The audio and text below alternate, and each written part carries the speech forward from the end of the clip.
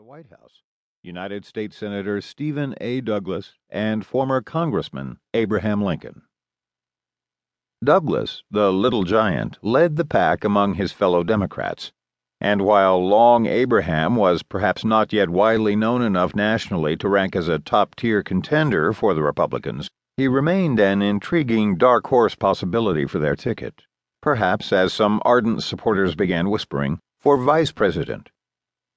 No one knows precisely when Lincoln began aiming still higher, but to bring the presidency within his sights, he certainly knew where he needed first to burnish his political profile, in the Republican Party press, and not just among the usual loyalists who read the newspapers in his hometown. Lincoln had been assiduously courting editors in nearby villages and cities for years, describing his ambition as a little engine that knew no rest. His law partner and political confidant, William H. Herndon, testified that Lincoln never overlooked a newspaper man who had it in his power to say a good or bad thing of him. For now, however, Lincoln still lacked both real political power and routine attention in the press beyond Springfield, and he still thirsted for both. That May, Lincoln made a remarkable move to recalibrate this frustrating political equilibrium.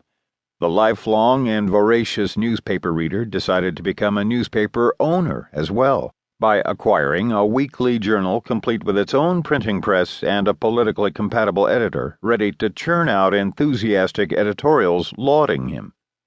It did not seem to matter that he would never be able to read the product himself, for the paper would be printed in German, a language he had only briefly studied but never mastered. Moreover, it would be composed in Gothic-style Fraktur typeface, an elaborate black-letter script no more decipherable to him than Sanskrit.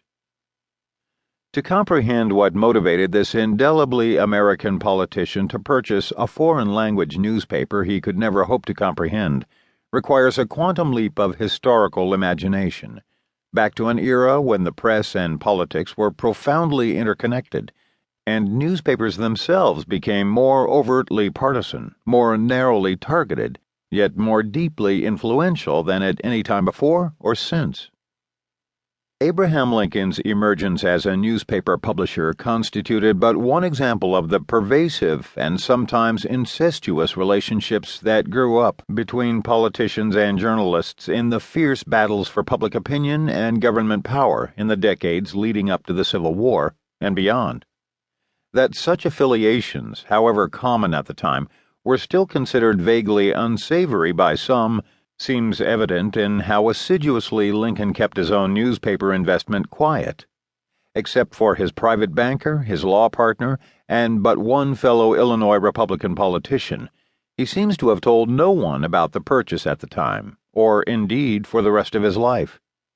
For 80 years, his involvement remained largely unknown, even to biographers. Yet the truth is, the arrangement would likely have surprised, much less scandalized, few of his contemporaries. Lincoln was neither the first nor the last politician of his era to dabble in the newspaper business, ethnic or otherwise, covertly or not. Countless prominent officials of the mid-19th century did so with confident abandon, making partisan journalism an integral cog in their political machines. This vanished tradition informs the neglected story explored in this book, how, in the age of Lincoln, the press and politics often functioned in tandem as a single, tightly organized entity in the furious competition to win power and to promote, or alternatively resist, political and social change. The financial and popular success that many newspapers enjoyed in pursuit of political goals enabled them to influence both leaders and events, and emboldened them to report on politics with a biased fury unimaginable in previous or subsequent generations.